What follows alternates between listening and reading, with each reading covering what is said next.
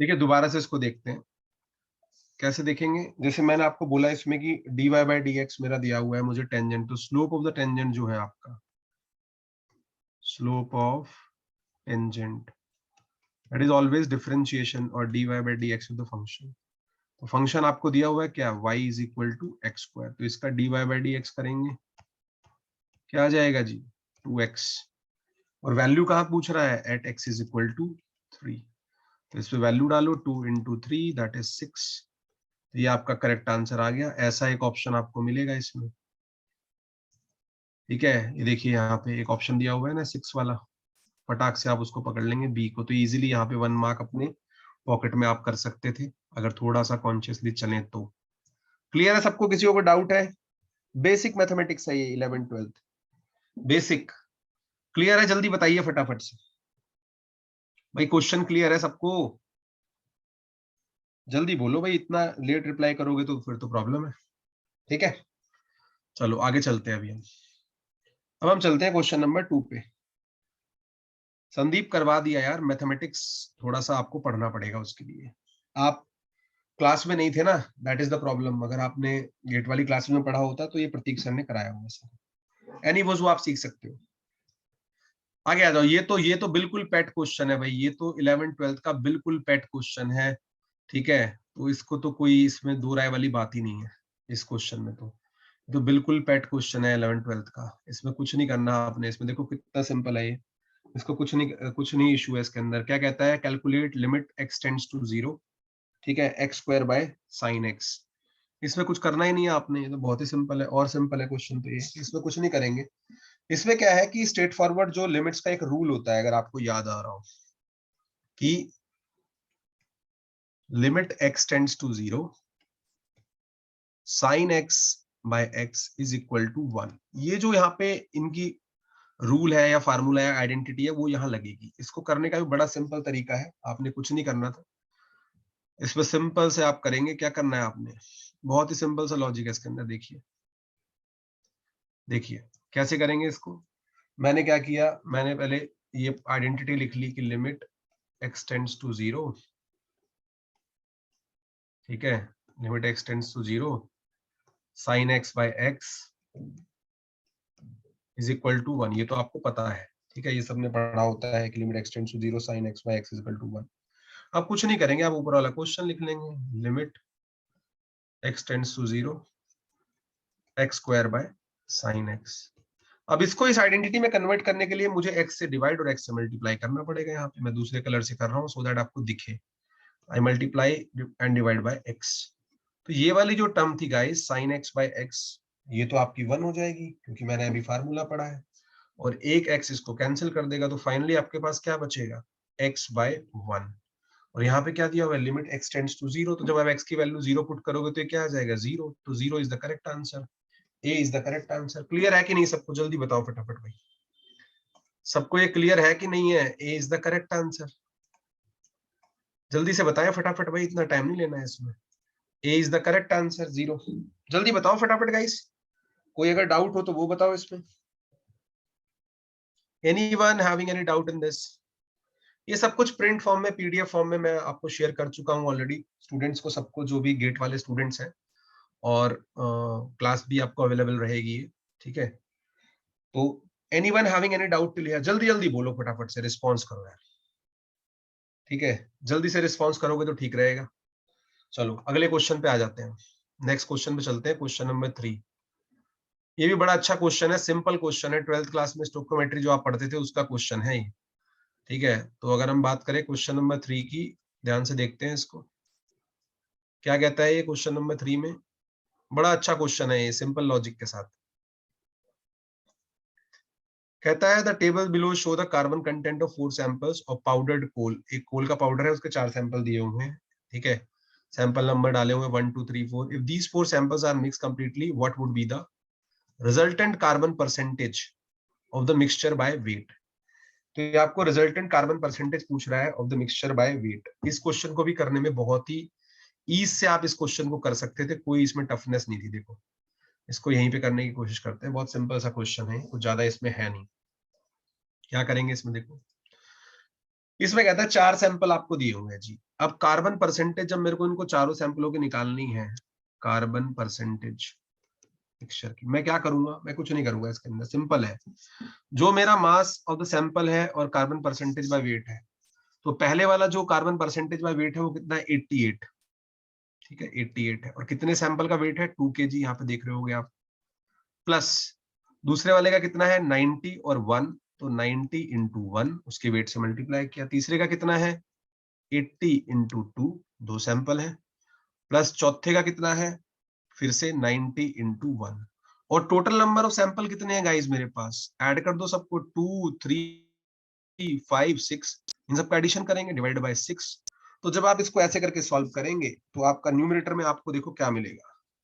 जब आपने इसको ऐसे सॉल्व कर लिया, क्योंकि नंबर ऑफ सैंपल से आपको डिवाइड करना पड़ेगा, क्योंकि पूछ रहा है, क्या पूछ रहा है, रिजल्टेंट कार्बन परसेंटेज, ठीक है, of the mixture.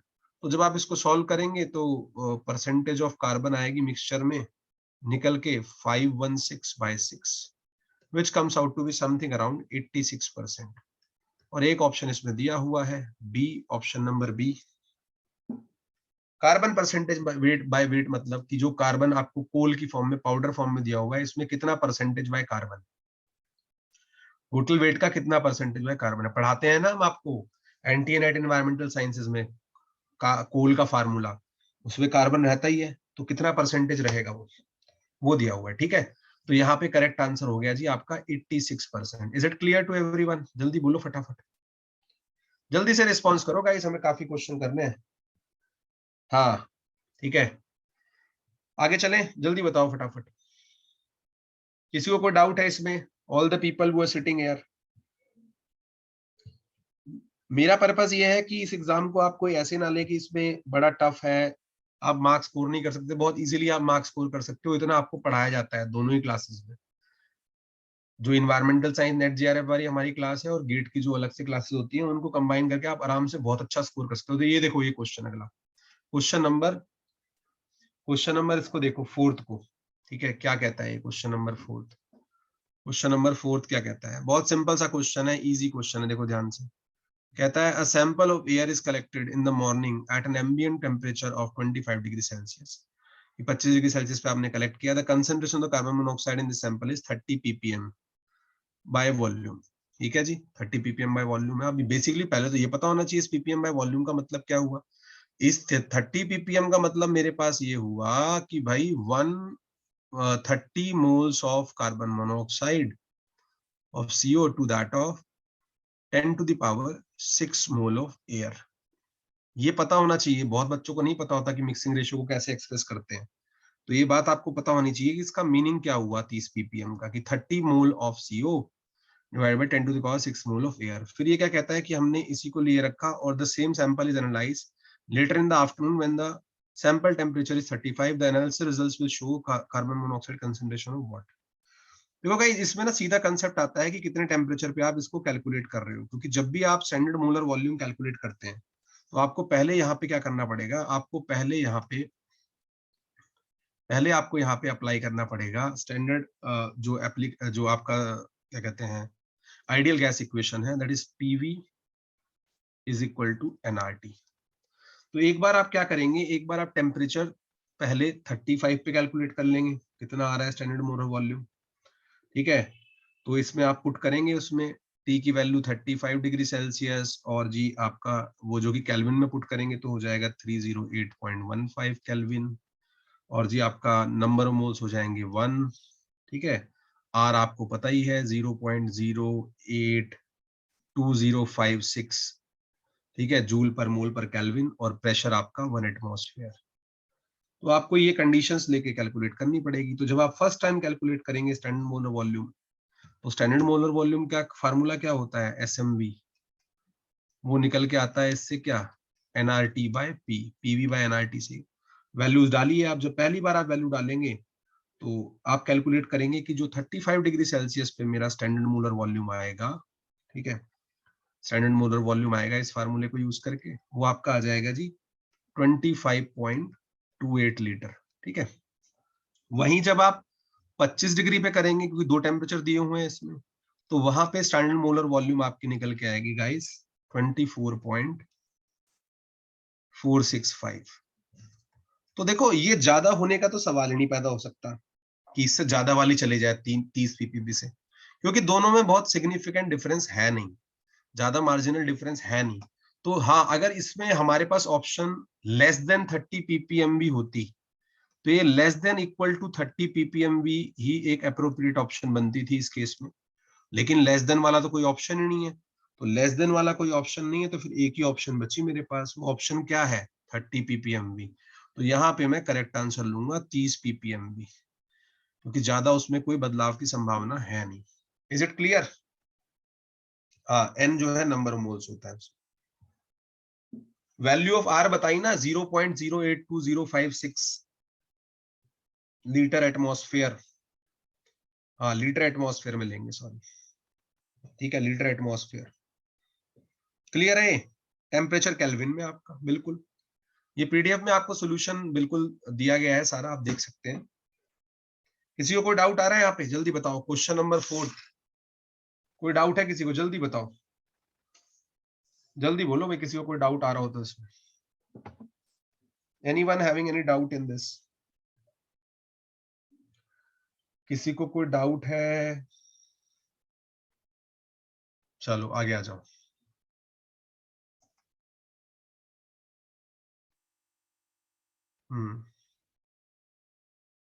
Just a minute guys.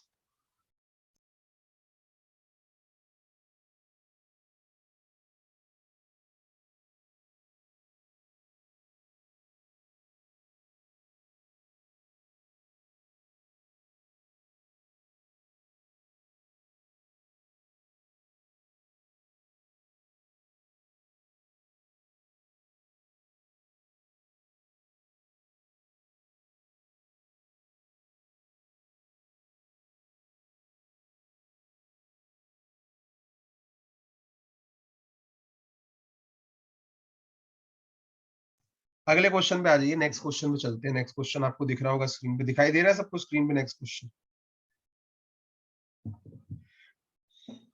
हाँ गाइस, अगला क्वेश्चन दिखाई दे रहा है आपको? ये भी बड़ा प्योर सा क्वेश्चन है, ठीक है, फ्लूइड मैकेनिक्स से। अब देखो क्वेश्चन क्या कहता है, फटाफट पहले इसको देख लेते हैं। कहता है in the fluid static the line of action of the buoyant force always act through the, ठीक है, कि कहां से बायोन्ड फोर्स का लाइन ऑफ एक्शन जो है वर्कआउट करता है। इसको मैं फटाफट तुम्हें दिखाता हूँ जल्दी से, 2 मिनट, क्योंकि सोल्यूशन हमने सारा ये प्रिपेयर किया हुआ है आपका, ठीक है, जस्ट अ मिनट।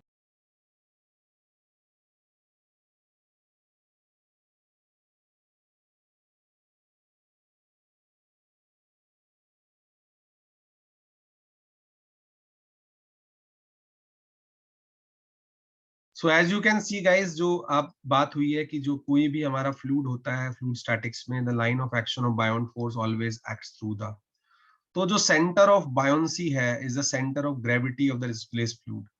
तो इसमें जो है आपका सेंट्रॉइड जो है of the displaced volume of the body of the fluid that acts at the line of action.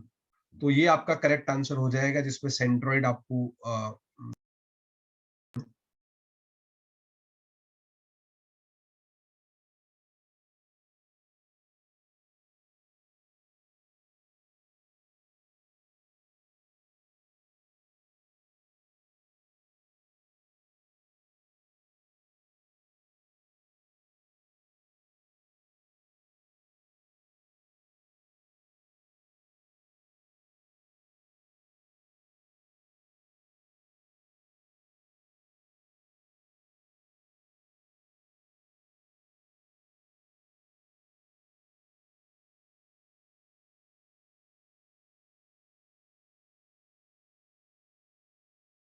सो यहाँ पे जो आपका क्वेश्चन का आंसर है वो centroid of the displaced volume of the body of the fluid हो जाएगा, क्योंकि जो line of action of the buoyant force है वो always act through the centroid, ठीक है, of the volume of the body fluid.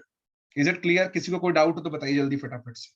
Question number 5 है ये आपका, जल्दी बोलिए फटाफट, क्विकली गाइस, ठीक है। ए नहीं होगा, ए नहीं होगा, C is the correct answer. Clear है? सेंट्रोइड होगा ना, अरे क्योंकि वहीं पे एक्ट करता है, आप ब्लॉक डायग्राम बनाएंगे तो आपको दिखेगा सेम चीज, क्योंकि वहीं एक्ट करेगा ना। ठीक है, ये अली सर ने आपको पढ़ाया होगा, आपने या तो क्लास नहीं देखी वो, या आप थे नहीं उस क्लास में। ठीक है, चलो आगे चलो, 6 क्वेश्चन पे चलो। 6 क्वेश्चन बड़ा इजी है और डायरेक्ट आया हुआ है टेक्स्ट बुक से, इसमें कुछ है ही नहीं क्वेश्चन में। क्या कहता है देखो, 6 क्वेश्चन में क्या कहता है, what is the order of preference of the various element in integrated waste management hierarchy. ये आज से 4-5 साल पहले एनटीए नेट में भी आया था। ठीक है, कि हायरार्की का ऑर्डर क्या है, तो इसको तो कुछ है ही नहीं, इसमें तो सिंपल सा ऑर्डर है। कोई भी आपका वेस्ट सब्सटेंस होगा, सबसे पहले आप उसको कोशिश करते हैं, we try to reduce it. ठीक है, सबसे पहले कोशिश हमारी ये रहती है कि हम उसको रिड्यूस कर लें, है ना। सबसे पहले हमारी कोशिश रहती है कि भाई कुछ भी करके इसको हम रिड्यूस करें। ठीक है, तो रिड्यूस मेरा पहला होना चाहिए। ठीक है, 2 ऑप्शन आ गए मेरे पास, इनफैक्ट 3 आ गए चॉइस में। उसके बाद आपकी नेक्स्ट स्टेज पे वो आती है कि हम इसको रीयूज कर सकें, या इसको हम क्या कर सकें, हम इसको रीयूज कर सकें और रिसाइकिल कर सकें। तो जब रीयूज और रिसाइकिल की बारी आ रही है तो ए और डी में फाइट बन जाएगी, बाकी 2 ऑप्शन कट गए, बाकी 2 ऑप्शन कट क्रॉस हो गए यहाँ से। अच्छा जी, उसके बाद रिड्यूस हो गया, रीयूज हो गया, ठीक है, रिसाइकिल हो गया, फिर आपकी बारी आती है जो एनर्जी रिकवरी की। ठीक है, एनर्जी रिकवरी तो एक ही में दी हुई है सीक्वेंस में, और लास्ट में आपका कुछ भी नहीं बचता तो आप उसको लैंडफिल करेंगे, तो करेक्ट आंसर आपका इजीली निकल के आ गया यहाँ पे कि ए मेरा जो है वो करेक्ट आंसर इसका आएगा। क्लियर है गाइस, कोई डाउट तो नहीं है इसमें, ये डायरेक्ट क्वेश्चन है, जो वेस्ट वाला चैप्टर है आपका गिलबर्ट में, उसमें डायरेक्ट ये चीज मेंशन की गई है। तो सारे क्वेश्चन जो है नियर अबाउट से ही है, कुछ ऐसा तो है नहीं बहुत उसमें वो है। क्लियर है कि नहीं, जल्दी बताओ फटाफट, anyone having any doubt in this, जल्दी बोलो भाई, इतना टाइम नहीं लगाएंगे। क्लियर है, किसी को कोई डाउट यहां तक? नेक्स्ट क्वेश्चन पे आ जाओ, नेक्स्ट क्वेश्चन पे आ जाओ, क्वेश्चन नंबर 7। बड़ा इजी क्वेश्चन है ये, और जहां पे हमने आपको ग्राउंड वाटर हाइड्रोलॉजी पढ़ाया हुआ है, आरसी लॉ पढ़ाया हुआ है, वहां पे इसका डिस्कशन हुआ है, मेंशन भी है, अली सर ने भी पढ़ाया है ये। If D is the depth of an aquifer through which water is flowing, तो वाटर डी डेप्थ से ट्रांसफर कर रहा है, एंड रिलेशनशिप बिटवीन, आपसे पूछते हैं आगे, रिलेशनशिप बिटवीन परमेबिलिटी के and transmissivity is also known as transmissivity or transmissibility, T is given by, guys मैंने आपको एक चीज बताई थी when I was taking the class of groundwater hydrology, कि कोई भी चीज अगर पोरस है तो मैं क्या बोलता हूँ, it can hold a fluid, but permeable है तो the fluid can flow through those pores और इट कैन ट्रांसमिट इनडायरेक्टली बोलो। तो ट्रांसमिसिविटी जो निकल के आएगी आपका, उसमें रोल तो परमेबिलिटी का ही सीधा, तो परमेबिलिटी है, और कितने एरिया से वो पास कर रही है। ठीक है, कितने एरिया से वो पास कर रही है, तो एरिया जब होता है वो क्या होता है, विड्थ इनटू डेप्थ, तो यहाँ पे डेप्थ के प्रोपोर्शनल हो जाएगा, तो डेप्थ के प्रोपोर्शनल हो जाएगा, तो डेप्थ के प्रोपोर्शनल हो गया, तो जो ट्रांसमिसिविटी आपकी टी दी हुई है that will be equal to K into D. तो ये आपका रिलेशनशिप यहाँ पे डेवलप हो जाएगा कि भाई परमेबिलिटी इनटू एरिया या डेप्थ जिससे वो पास कर रहा है, क्योंकि मेरे एक्वीफर की डेप्थ इसमें दी हुई है डी, यहाँ पे डी डेप्थ का कोई एक्वीफर है आपका, ठीक है, जो दिया गया है, तो उससे ये पास कर रहा है। ठीक है, तो बहुत इजी और कॉमन सेंस का क्वेश्चन था ये, इसमें अगर वर्डिंग्स ही आप लिख देंगे ना सीधी तो आपको अंडरस्टूड हो जाएगा कि भाई इसको ऐसे करना है, तो 1 मार्क ये इजीली आप अपने पॉकेट में डाल सकते थे। इसकी एक्सप्लेनेशन डिटेल हमने सॉल्यूशन में मेंशन की हुई है, जो सॉल्यूशन आपके पास पीडीएफ है उसमें आपको दिख जाएगा। Is it clear to everyone? तो आंसर क्या हो गया यहाँ पे गाइस, आंसर आपका हो गया जी ए, ए इज द करेक्ट आंसर। यहाँ पे जो आपका आंसर है यहाँ पे ए इज द करेक्ट आंसर। जल्दी बताइए फटाफट, quick and fast, A correct answer हो जाएगा गाइस यहाँ पे। Anyone having any doubt in this question, जल्दी बोलो फटाफट, देखो भाई क्विकली, फास्ट फास्ट रिस्पॉन्स करेंगे तो हम जल्दी से आगे जा सकते हैं, क्योंकि ये डिस्कशन मुझे ओवर करनी है इन नेक्स्ट 2-3 मोर क्लासेस, 2 या 3 बस मैक्सिमम, क्योंकि आपका एग्जाम भी नियर है, तो we have to see that constraint also. Clear है, कोई डाउट तो नहीं है? नेक्स्ट क्वेश्चन पे चलें, चलो नेक्स्ट क्वेश्चन पे चलते हैं गाइस। हाँ, ये तो बायो का क्वेश्चन है, बड़ा इजी क्वेश्चन है, और ये आप 11th-12th में पढ़ते थे, इस क्वेश्चन को तो कुछ कह ही नहीं सकते आप, तो बहुत ही इजी क्वेश्चन है। यहाँ पे तो लाइफ साइंस का 11th-12th का कंसेप्ट आ गया है। तो ये जो क्वेश्चन आपका दिया हुआ है क्वेश्चन नंबर 8, ठीक है, ये क्या कहता है देखो ध्यान से, कहता है which of the following is the terminal electron acceptor in the electron transport chain of aerobic respiration. ये वाला यूनिट जो है आपको तान्या मैडम और अनीश सर ने पढ़ाया, बड़े अच्छे से उन्होंने कवर किया है। इनफैक्ट तान्या मैडम का जो पुराना कोर्स था उसमें पूरी साइकिल इन्होंने पढ़ाई थी, ठीक है, पूरी साइकिल जो थी पढ़ाई गई थी उसमें, ठीक है। तो उसमें आपको ये बताया गया था कि जो ऑक्सीजन है that is the final electron acceptor, ठीक है, जो ईटीसी होती है आपकी इलेक्ट्रॉन ट्रांसपोर्ट चेन, ठीक है। और इससे ये शो होता है कि हमारे पास जो नीड है एरोबिक कंडीशन की या need for aerobic condition to undergo such a process, और यहाँ पे एटीपी प्रोड्यूस होता है as a product of the electron transport chain while glucose and CO2 play a role in earlier process of cellular respiration. तो ये बातें आपको पता होनी चाहिए। तो यहाँ पे सीधा आंसर इसका हो गया कि ऑक्सीजन जो है, सॉरी, ऑक्सीजन जो है आपका वो एक्ट करेगा as a terminal electron acceptor की तरह, ठीक है। और मैंने आपको ये भी बताया कि जो ग्लूकोज है और CO2 है वो अर्लियर प्रोसेस में सेलुलर रेस्पिरेशन में रोल प्ले करते हैं। कुछ कई बार आपसे ये भी क्वेश्चन आ सकता है, और इलेक्ट्रॉन ट्रांसपोर्ट चेन का ये पार्ट है। तो यहाँ पे करेक्ट आंसर आपका गाइस हो जाएगा O2। Is it clear? जल्दी बताइए फटाफट से। क्लियर है सबको? Question number 8, question number 8 is clear to everyone?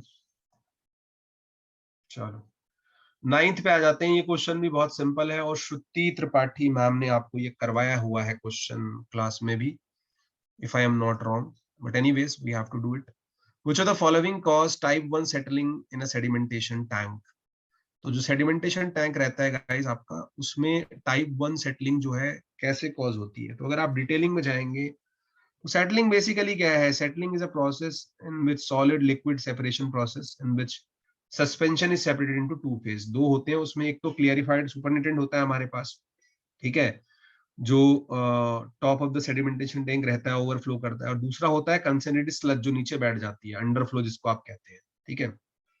तो ये क्या है कि जो भी सस्पेंडेड सॉलिड आपके रहते हैं, जो वाटर में प्रेजेंट रहते हैं, उनकी एक स्पेसिफिक ग्रेविटी होती है, ठीक है, जो कि greater than that of the water, and वो they tend to settle down by gravity, ठीक है। तो अब वही वाली बात है कि टर्बुलेंस को रिटार्ड करेगी और वो ग्रेविटी के इन्फ्लुएंस में सेटल होगा। और ये भी मैंने आपको, उन्होंने शायद बताया होगा कि 4 तरह की आपकी टाइप्स होती है सेटलिंग की। टाइप 1 जिसको हम डिस्क्रीट पार्टिकल सेटलिंग कहते हैं, तो पार्टिकल उसमें किस में सेटल होते हैं? Individually without interaction with neighbouring particle. दूसरा रहता है आपका फ्लॉकुलेंट पार्टिकल सेटलिंग। तीसरा रहता है आपका हिंडर्ड जोन सेटलिंग। चौथा रहता है कंप्रेशन। तो जो टाइप 1 सेटलिंग है वो बेसिकली आपकी साइज, शेप और specific gravity of the particles, ठीक है, वो टाइम के साथ चेंज नहीं होते हैं। इस बात पे डिपेंडेंट है कि size, shape and specific gravity, ठीक है, जो स्पेसिफिक ग्रेविटी है पार्टिकल्स की वो टाइम के साथ चेंज नहीं होती है, और सेटलिंग वेलोसिटी कांस्टेंट रहती है। तो ऐसे में जो रोल है वो फोर्स ऑफ ग्रेविटी का रोल आता है गाइस। इसके इन्फ्लुएंस में टाइप 1 सेटलिंग में पार्टिकल जो है सेटल होते हैं, ठीक है, इसके इन्फ्लुएंस में जो है पार्टिकल सेटल होते हैं। Just a minute.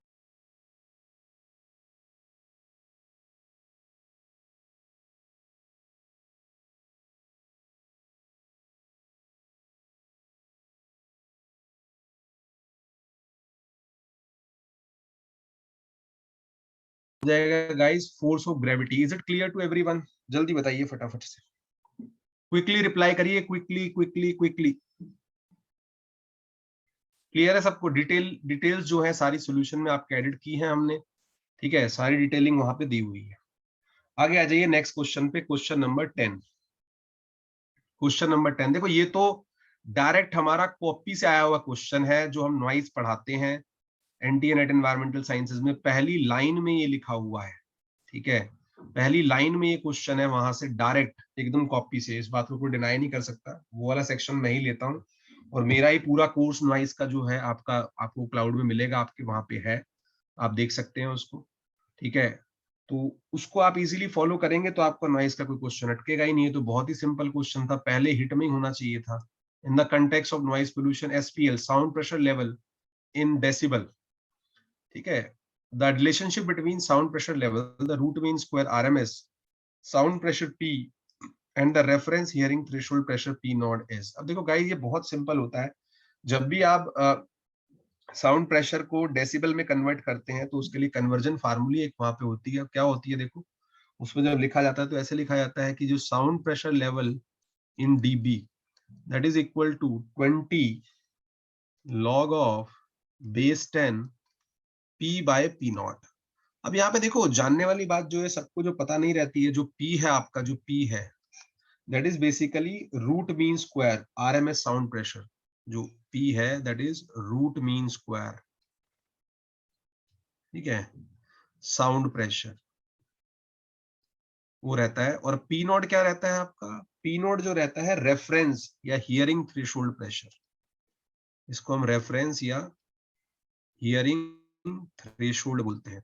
और जो पी नॉट हमेशा रहता है ना, वो ध्यान रखेंगे आपकी पी नॉट जो है उसकी वैल्यू फिक्स है 20 micro pascal, which is 20 into 10 to the power -6 pascal, which comes out to be 2 into 10 to the power -5 pascal. तो ये फार्मूला रहता है SPL 20 log 10 P by P nought. तो सिंपल सा लॉजिक है इसमें, तो ये दिख ही रहा है आपको ऑप्शन में, एक ही ऑप्शन ऐसा दिया हुआ है आपका क्वेश्चन के अंदर। तो विदाउट एनी डाउट इसमें तो केस में फिर आपका जो ए है वो करेक्ट आंसर हो जाएगा गाइस। ए जो है आपका वो करेक्ट आंसर हो जाएगा 20 log P by P nought. तो ए आपका यहाँ पे करेक्ट आंसर आ गया। Is it clear to everyone? किसी को कोई डाउट तो नहीं है यहाँ तक? जल्दी बताओ फटाफट से भाई, कोई अगर डाउट हो तो आप बता सकते हैं, ठीक है? कोई डाउट हो तो आप बता सकते हैं। चलो गाइज, आज हम इतना ही डिस्कस करेंगे। अब कल की जो हमारी क्लास होगी उसमें हम कुछ सफिशिएंट, क्योंकि we have a class at 7 also, so I have to stop here.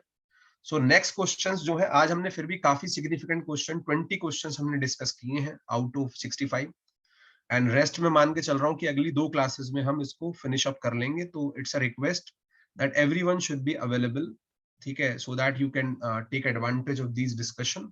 आपका टाइम उससे सेव ही होगा, आपका टाइम कुछ खराब नहीं होगा उससे, right? So I will take your permission, you keep doing it. Soft copy solution की डिटेल आपको अवेलेबल रहेगी, सारे जो क्लास के बच्चे हैं, ठीक है। We are still doing some small editing in that, and rest of the things आप अच्छे से क्लासरूम का क्लाउड जो है पूरा रिवाइज करिए। जिन भी टीचरों ने पर्टिकुलर रेफरेंस के कोर्स कराए हुए हैं, जो जो यूनिट जिसकी है वो अच्छे से करके जाएं। डोंट बी वरिड अबाउट कि I am not a mathematics friendly person, so what 60+ marks आप आराम से स्कोर कर सकते हैं, even if you are not good in engineering mathematics also, that is also fine, no issues. But आपको जितना करना है वो अच्छे से करना है, और जहां पे नेगेटिव है वहां पे 100% श्योर हो तभी अटेम्प्ट करें। So with this, I will take your permission, and this was brought by team of ASS Science Foundation to you guys, and hope we will complete it in the upcoming 2 to 3 classes. Thank you very much. Thanks.